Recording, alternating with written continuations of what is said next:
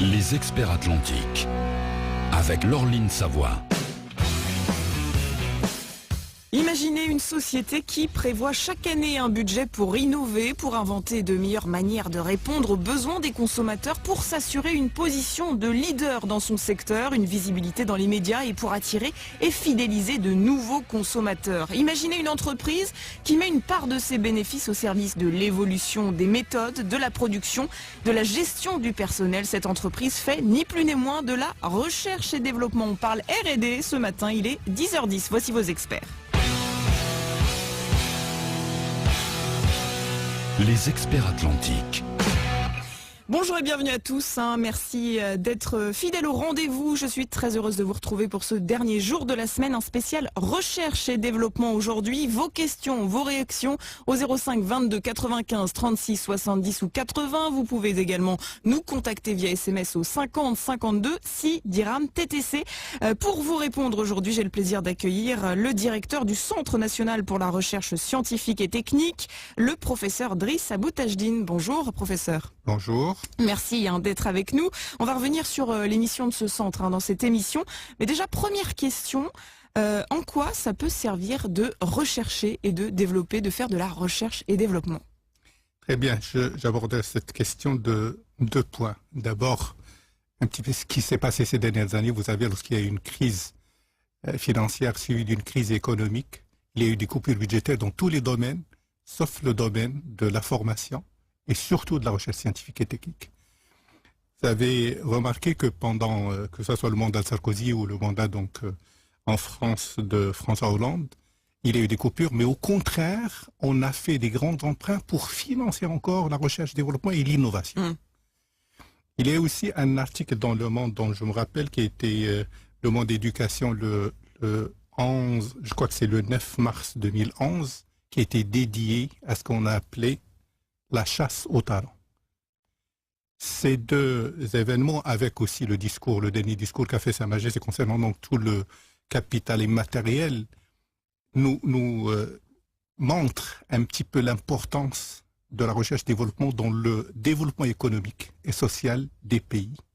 Comme je vous l'ai dit, au moment où il y a eu des coupures budgétaires, au contraire, on a augmenté les financements parce qu'on y voyait un moyen pour sortir de la crise. C'est quelque chose qui maintenant permet donc de renforcer les entreprises dans leur compétitivité. Ça permet aussi de créer des emplois. Ça permet aussi de sortir de la crise. Donc, et bien sûr, pour pouvoir le réussir, il y a quelque chose qui est très important, qui est essentiel. Ce sont ce qu'on a appelé, donc entre guillemets, les talents. Et donc, il y a une concurrence maintenant, il y a une internationalisation de la formation, une internationalisation de la recherche, et il y a une concurrence pour aller chercher les meilleurs talents là où ils sont, pour pouvoir donc consolider la recherche et développement peut se faire de manière, mais elle a besoin de ressources humaines et aussi de talents. Donc les meilleures ressources humaines pour pouvoir donc développer. Alors on va parler de cette nécessité d'avoir des talents, des ressources humaines, des professeurs chercheurs, des chercheurs. Alors effectivement, recherche et développement, ça crée de l'emploi, ça crée aussi des entreprises, de la croissance. Est-ce que vous pensez que le Maroc a pris conscience de ça? On voit que le ministre de l'enseignement supérieur, Lassane Daoudi, a fait de la recherche et du développement un peu un de ses chevaux de bataille. Est-ce qu'il y a eu du changement depuis son arrivée? Je pense que oui. Je pense que l'un des changements importants qu'on a vécu avec Lassane Daoudi, c'est d'abord sa disponibilité et le fait qu'il revient. Il n'en parle pas de manière uniquement occasionnelle. Réellement, il travaille sur le terrain pour pouvoir mobiliser toutes les ressources pour développer la recherche et le développement. Je prends à titre d'exemple l'appel à projet qu'il a lancé l'année dernière et qu'il a confié au CNRSC, qui est de 300 millions de dirhams. Je pense que c'est la première fois qu'on mobilise 300 millions de dirhams pour la recherche et développement. Et en plus, on l'a mobilisé d'une manière, d'une certaine manière qualitative, qui est importante. On ne finance pas uniquement des projets classiques de recherche interuniversitaire. Il y a eu 3 catégories de projets. Des projets interuniversitaires pour développer donc la recherche appliquée, mais aussi la recherche fondamentale entre opérateurs universitaires. de la recherche pour développer de nouveaux services et de nouveaux produits. C'est les projets qu'on a appelés donc de catégorie B qui pouvaient avoir un financement jusqu'à 4 millions de dirhams et de la recherche industrielle pour pouvoir booster l'industrie et qui pouvait aller jusqu'à des financements jusqu'à 10 millions de dirhams et aller au-delà de 10 millions de dirhams. Ça, c'est un des points importants que maintenant le CNRST donc, le CNRS est en train de gérer donc, ces projets. On a déjà annoncé donc, les projets retenus et on a annoncé d'autres projets qui vont peut-être être repris par la suite pour être financés. Posez vos questions 0522 95 36 80 ou par SMS 50 52 6 dirhams TTC. Les experts atlantiques. Lorline Savoie. Et le professeur Driss Aboutajdine, le directeur du CNRST. On est ensemble jusqu'à 11h pour parler recherche et développement. Vos questions, vos réactions, bien sûr, au 05 22 95 36 70 ou 80. On évoquait juste avant la page publicité cet appel à projet qui a été fait par le ministère de l'Enseignement supérieur. Énormément de projets ont été déposés. Énormément de projets d'ailleurs étrangers. Enfin, venant de l'étranger. En fait, il y a eu 396 projets déposés et il y a eu la participation. Bien sûr, les projets doivent être portés par des entités marocaines, mais ils étaient ouverts à la participation d'entités étrangères, de partenaires étrangers, qu'ils soient d'ailleurs académiques ou venant du monde socio-économique entreprise. Et il y a eu la participation d'entreprises et d'universités ou de centres académiques de 17 pays partenaires. En quoi c'est important? C'est important parce que, d'abord, ça nous permet un petit peu d'utiliser des expériences complémentaires d'autres pays sur lesquels nous n'avons pas donc encore de savoir-faire. Oui. Et deuxièmement, ça nous permet de construire des réseaux solides pour pouvoir aller chercher d'autres financements, soit au niveau européen, dans le cadre des projets européens, soit au niveau international, dans le cadre de fondations qui financent la recherche. Il y a la fondation, il y a Qatar Foundation, il y a Oman Foundation, il y a tellement. Et pour le moment, on ne ramène pas assez de moyens à partir de ces.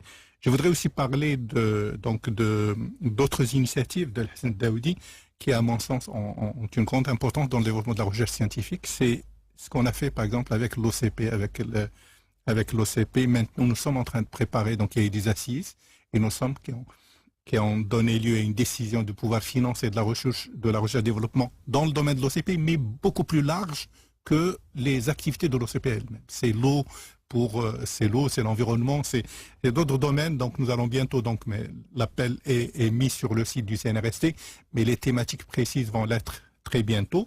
Et le lancement de l'appel lui-même va être bientôt. Et en quoi c'est important? Parce que d'abord, ça amène des entreprises comme l'OCP à financer la recherche. C'est au moins 90 millions de dirhams. Ensuite, ça permet donc de stimuler cette relation entreprise-université qui nous manque tellement donc au Maroc, cette activité, cette collaboration entre entreprises et universités. Vous savez, les petites entreprises sont un petit peu dans l'heure, il faut créer l'environnement pour les amener aussi à travailler avec les universités. Et je pense que c'est une première, elle est importante. Elle va donner du travail aux universitaires, mais donner aussi du travail aux petites entreprises. Parce que tous ces appels sont ouverts aux entreprises pour la sous-traitance, pour pouvoir apporter donc des parties qui ne sont pas disponibles au niveau, en tant que savoir-faire, au niveau de l'université. Et il y a d'autres qui vont venir. Il y a un autre appel à projet qui va être lancé autour des domaines de l'agriculture et de la foresterie. Il y a du travail en préparation avec l'association l'ESLMA pour dans le domaine de la santé et d'autres avec les banquiers, avec les opérateurs télécoms. Et je pense que là, il a lancé donc un grand chantier qui va permettre d'abord d'apporter des financements, de mobiliser nos ressources humaines, c'est une manière de les mobiliser, de pouvoir donc leur donner du travail et de les faire travailler avec le milieu socio-économique. Mais si on fait un bilan aujourd'hui, comment se porte la recherche et développement? Vous me disiez hors antenne, bien, mais peut mieux faire. Ouais. Absolument. On peut dire bien, en tout cas, malgré tous les problèmes que vous avez évoqués. Tout à fait. Je pense que lorsque nous comparons en termes, il y a certains indicateurs. Bon, nous étions le 3e producteur scientifique. Vous savez, il y a 3 ou 4 indicateurs importants pour la recherche-développement en général. Il y a la recherche, la production scientifique dans les revues indexées. Nous étions 3e en Afrique. Nous avons reculé à la 6e place, mais on est en train de remonter maintenant. Je pense qu'on est à la 4e et on va ou la 5e. Donc on est en train de rattraper un petit peu le retard qui a été créé. il y a le nombre de brevets, et là, je pense qu'il y a un effort aussi à faire au niveau des universités pour stimuler un peu plus. Donc, vous savez... Mais aujourd'hui, 50 à 60% des brevets sont déposés par des entreprises étrangères. Oui. Mais vous savez, il y a une mesure très simple. Si on la met en place, vous allez voir le nombre de brevets grimper très, très, très vite. C'est dire qu'un brevet compte aussi pour la soutenance du titre autant qu'une publication. Bon, vous savez, c'est une mesure très simple, mais elle va permettre de faire augmenter.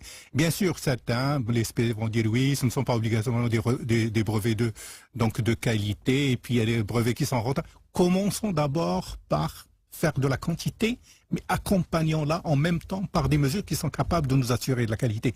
Mais ne restons pas sur place en train de réfléchir qu'est-ce qu'il faut faire. Je pense qu'il y a des mesures à mettre en place pour pouvoir accélérer le nombre de brevets. Il y a aussi comme indicateur, et là, je pense qu'on se porte bien, mais on peut aussi, comme je l'ai dit, donc mieux faire. Il y a aussi le nombre de contrats entre les industriels et le monde socio-économique. Et là, ce qu'a mis en place le ministre Hassan Daoudi est en train de booster donc ce côté-là, faire travailler donc les universitaires avec les acteurs socio-économiques. Alors, est-ce qu'on a une idée du niveau, à quel niveau sont estimées les dépenses de recherche et développement des entreprises dans le PIB? Il me semble que le dernier chiffre que j'ai, il est dans le rapport qui a été fait par l'Académie Hassan II des sciences et techniques, en collaboration, bien sûr, c'est elle qui a été le leader dans ce domaine, avec le ministère de l'enseignement supérieur et avec le CNRSC et d'autres acteurs, avec l'association R&D aussi. Et une partie des résultats ont été reprises dans le rapport, dans la version provisoire du rapport qui a été fait par le Conseil supérieur. Et je pense que en 2010, c'était autour de 5 milliards de dirhams. Et ça correspond à 0,80, à peu près 0,8. Donc, on peut vraiment mieux faire. Absolument, on peut mieux faire. Mais je pense, comme je vous l'ai dit aussi hors antenne, montrons aux décideurs qu'on est capable de bien faire avec ce que nous avons. Et à mon avis, ils suivront.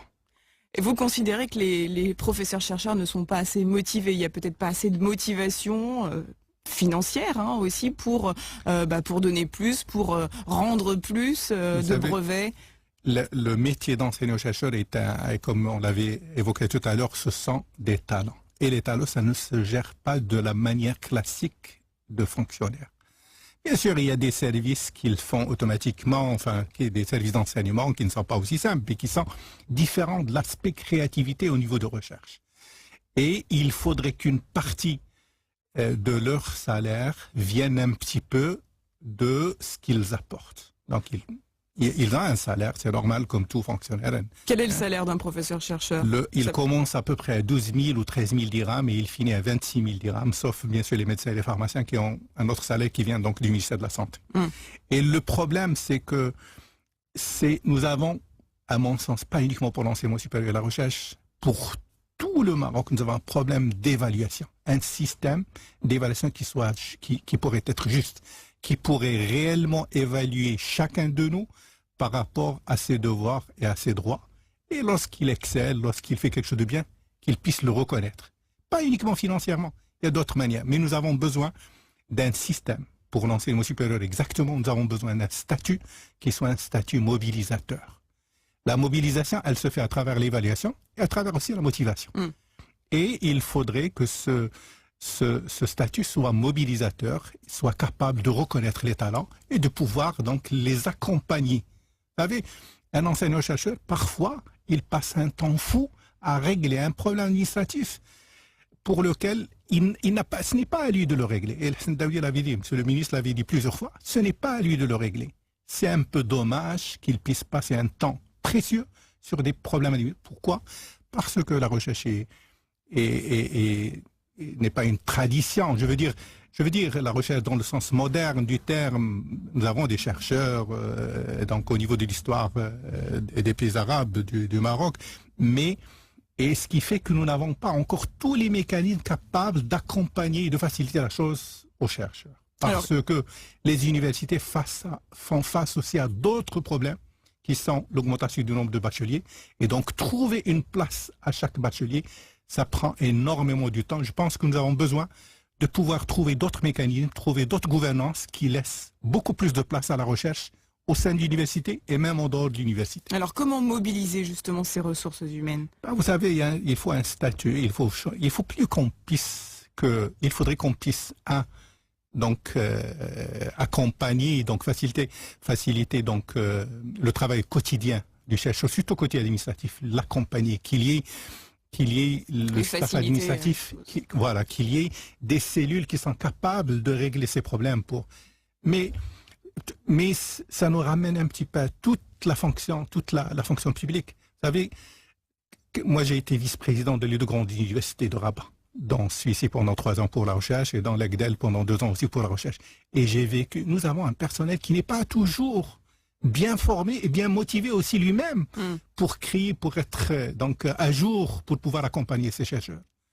Donc à ce côté-là, il y a bien sûr reconnaître les talents, c'est-à-dire il faut le reconnaître au travers de la promotion, à travers donc il y a un certain nombre, il y a ce qu'on appelle, donc on mettra directement dans le statut, et il y a les mesures qui sont d'accompagnement qui pourraient être une prime à l'encadrement, qui différencie entre celui qui travaille parfois 18 heures sur 24 et celui qui fait son enseignement et qui part. Et qui passe par le même filtre, et c'est pas 1 année ou 2 d'ancienneté qui vont les différencier, donc qui vont motiver l'un ou l'autre. Donc, il y a ce côté statut, les mesures sont claires, elles sont connues, vous savez, on n'a pas besoin de créer. Vous savez, les méthodes de travail sont connues, on fait un benchmark, on voit un petit peu comment marche plusieurs systèmes, et on essaie de l'adapter à nos besoins et en fonction de notre environnement. Et ce n'est pas très difficile, les mesures sont prêtes, on peut tout de suite les mettre en œuvre.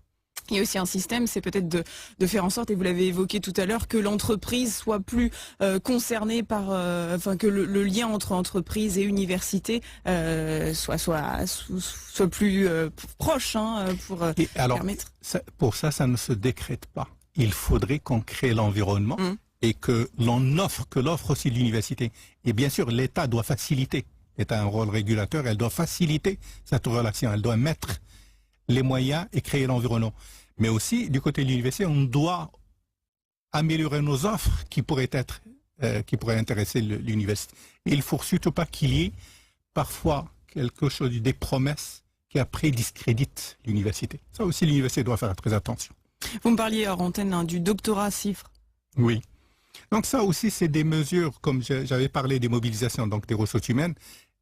Toutes les ressources humaines, on mobilise des enseignants-chercheurs donc à travers donc un statut. On mobilise le doctorant à travers des bourses, mais aussi un statut. Il faut que le doctorant soit reconnu. Il faudrait aussi, l'État ne peut pas donner des boursiers à tous les doctorants.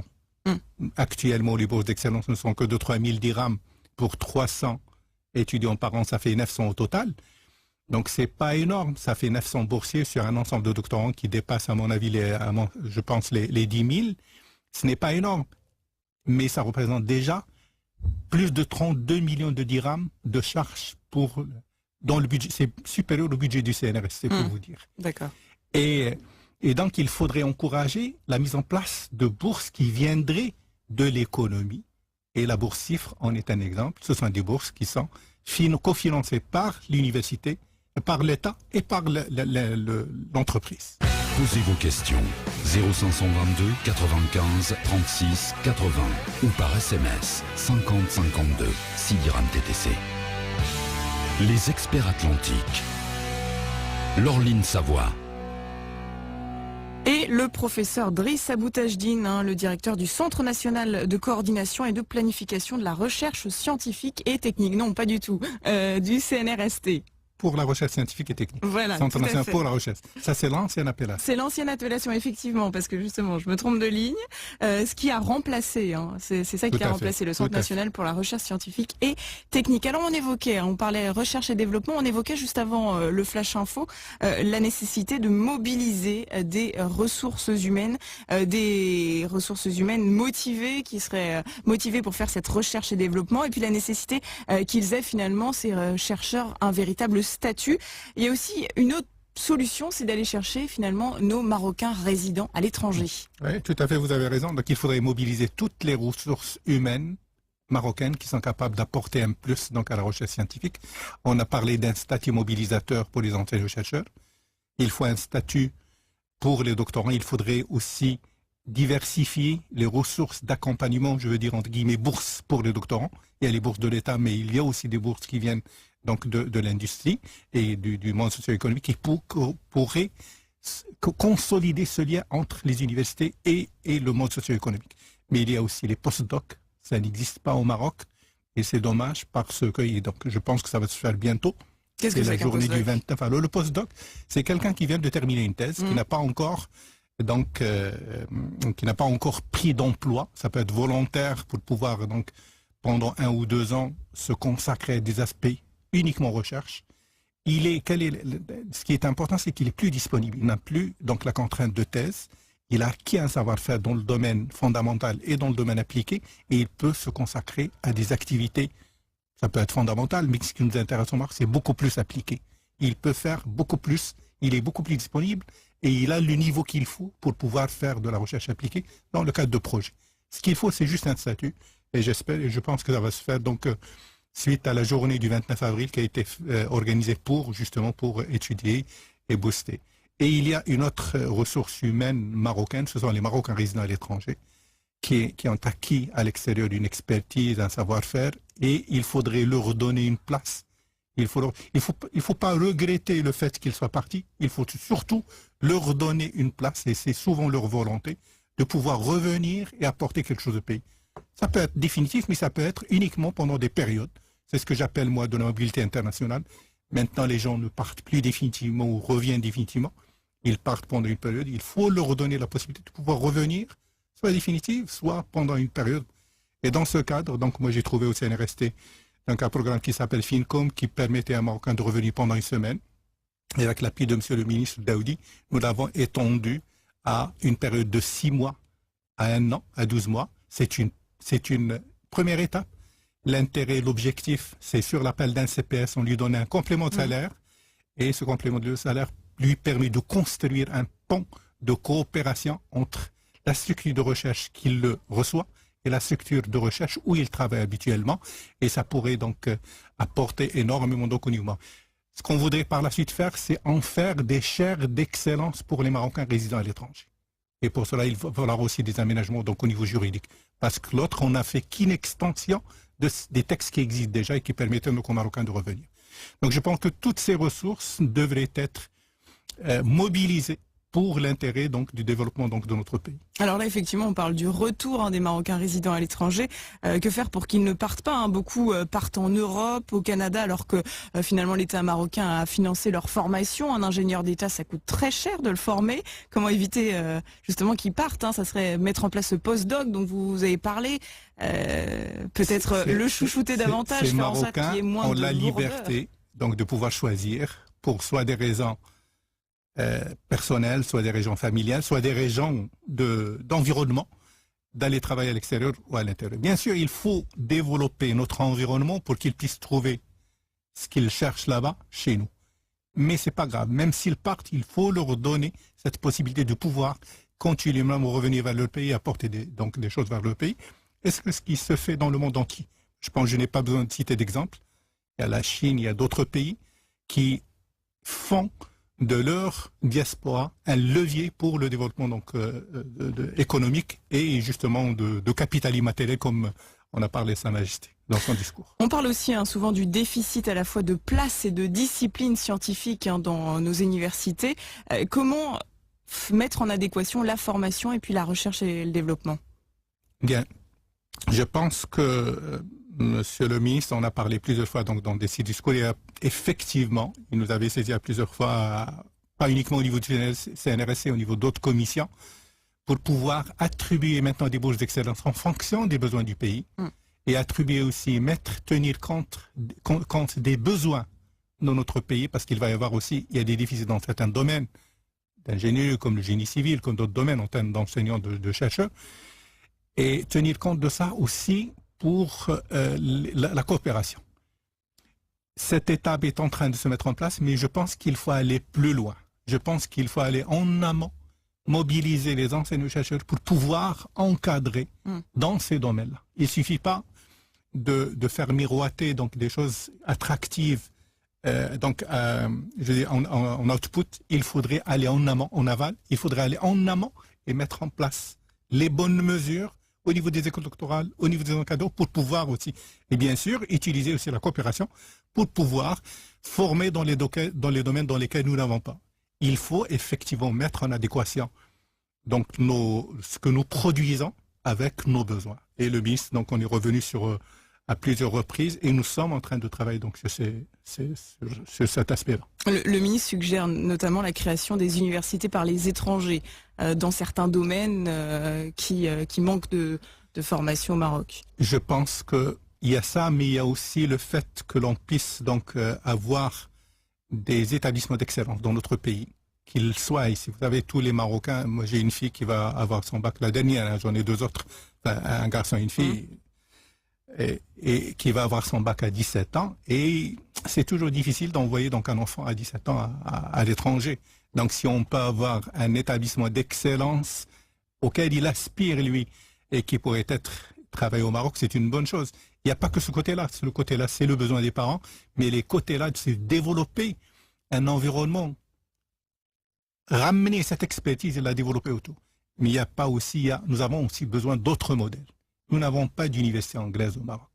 C'est un autre modèle et on gagnerait. Moi, j'ai mis en place, donc sur aussi l'initiative du ministre, donc une coopération avec le Royaume-Uni. C'est la première fois qu'existe une coopération avec le Royaume-Uni. Et je suis en train de les travailler, de pousser pour qu'on puisse mettre en place des thèses en co-tutelle. Des thèses qui seraient co-encadrées par un Marocain ici, par un Anglais.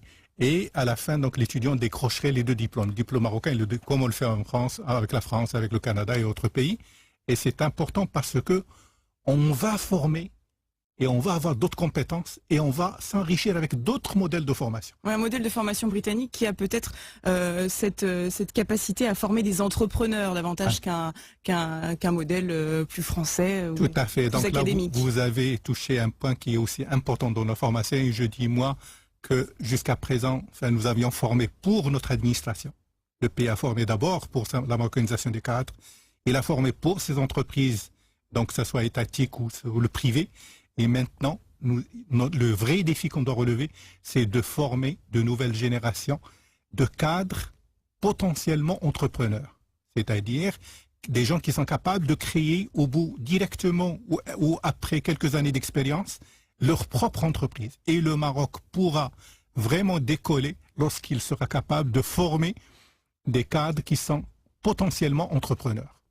Alors la recherche et développement, c'est effectivement des ressources humaines, mais ce sont aussi des infrastructures, des laboratoires, peut-être des technopoles, des endroits où on peut capitaliser, optimiser et faire se retrouver des entreprises et des universitaires, des chercheurs. Est-ce qu'on est au point à ce niveau-là? Est-ce qu'on est en bonne voie au Maroc? Je dirais qu'on est en bonne voie, on n'est pas encore au point parce que c'est un système complexe. Vous savez, la recherche et l'innovation se rencontrent. Vous savez, l'innovation peut venir donc des entreprises, mais peut venir aussi, et beaucoup, donc des résultats de la recherche universitaire.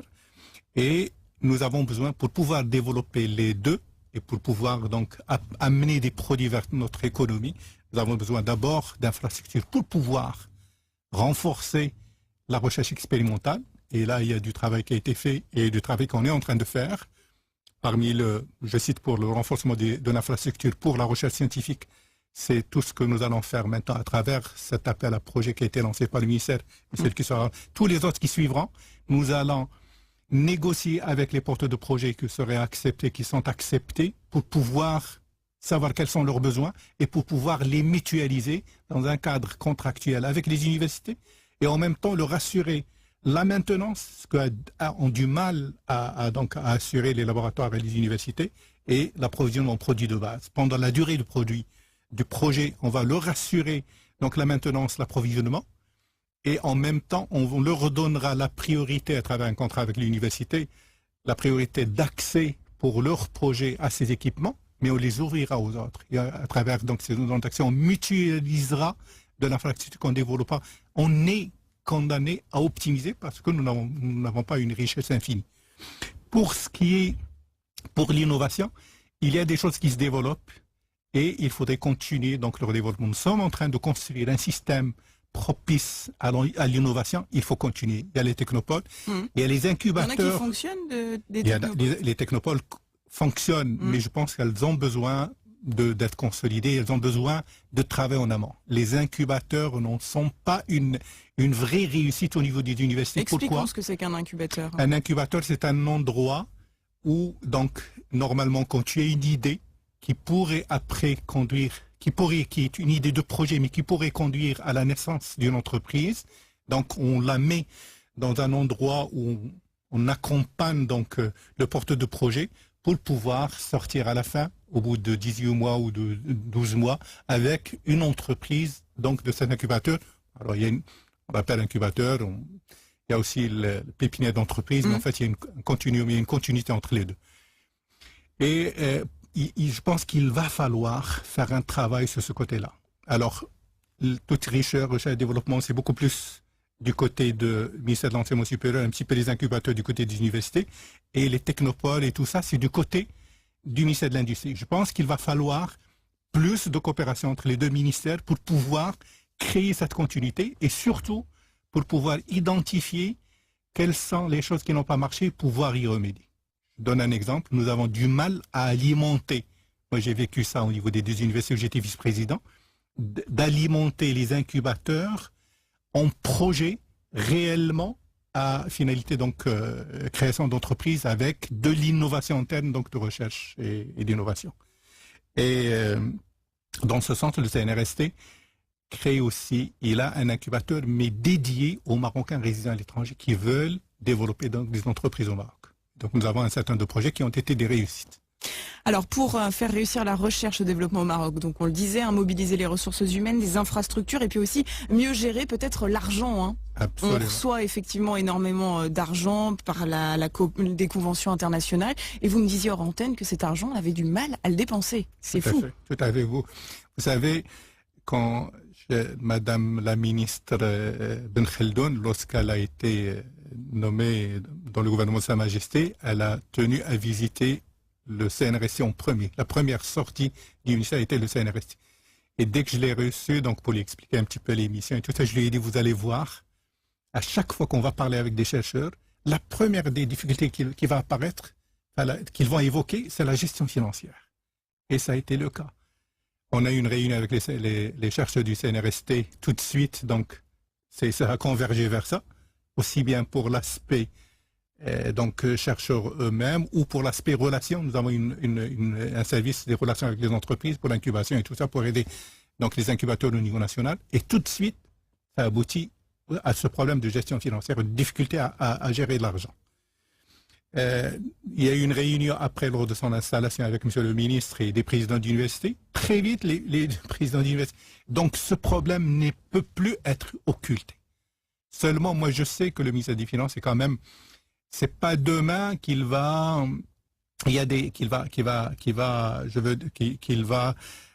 disons, laisser tomber toutes les. Par contre, je pense que pour l'argent qui vient, que ce soit des projets européens, que ce soit des relations avec des entreprises, tout le monde est perdant lorsqu'il est géré avec les mêmes instruments qu'est géré l'argent de l'État. Pourquoi? Parce que lorsqu'un chercheur ou un laboratoire n'arrive pas à dépenser, il n'arrive pas à donner les livrables et il ne peut pas avoir donc les autres tranches de financement. Et dans les tranches de financement, bien sûr, il y a une partie qui va à l'État. Il y a des prélèvements pour les universités, des prélèvements, et il y a aussi tout ce qui est impôts qui sont payés sur. Et donc, même l'État elle-même est perdante. Moi, je pense qu'il faudrait un petit peu, pour cet argent-là, faire comme ça se fait dans les contrats européens. Vous avez des règles de financement qui sont relativement donc souples. Et à la fin, lorsque le projet est fini, vous avez un audit. Un audit qui permet de dire que tout a été bien géré ou tout n'a pas été bien géré.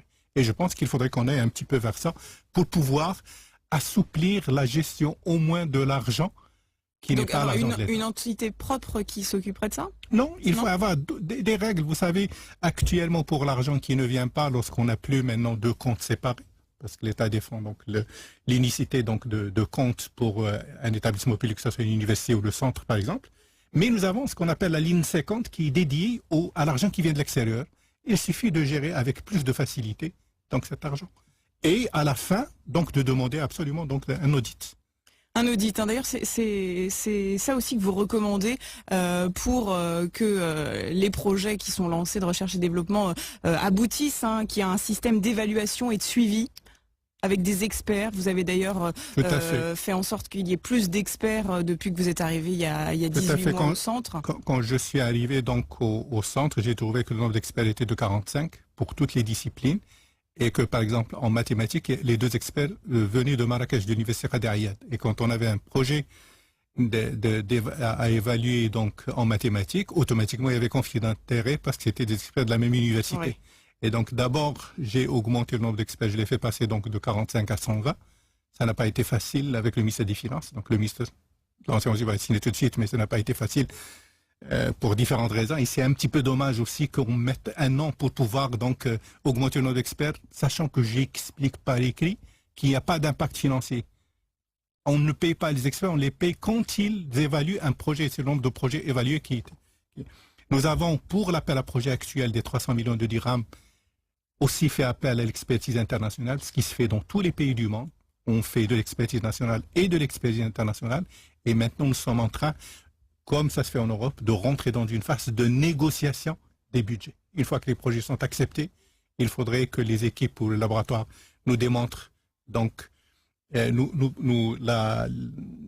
pas la légitimité, mais le besoin réel pour telle ou telle dépense. Il faudrait que ça soit expliqué et que ça qu'il y ait un engagement clair sur le besoin, que l'on puisse mutualiser les équipements lourds et par la suite, nous allons mettre en place, même si ce n'est pas facile, mettre en place des évaluations donc à différentes étapes, pas uniquement sur papier, mais aussi sur le terrain, avec des entretiens avec les doctorants, avec tous les acteurs, pour pouvoir se rendre compte et voir aussi sur le terrain quelles sont les réalisations. Donc, nous voudrions globalement mettre en place un système d'abord crédible vis-à-vis donc des différents acteurs, ceux qui soumettent leurs projets, transparent et aussi qui est capable de rendre compte de la manière la plus juste possible des avancées de chaque projet. Il est important pour pouvoir donc construire ce système, pour pouvoir accompagner et s'assurer d'un retour sur investissement de l'ensemble donc de l'argent de l'État qui part vers le soutien donc de la recherche scientifique. Alors, on a vu qu'il y avait quand même énormément de chantiers pour la recherche et développement. Êtes-vous confiant? Ça fait donc 18 mois que vous êtes à la tête du centre du CNRST. Est-ce que vous êtes confiant? Vous pensez que les choses vont dans la bonne direction?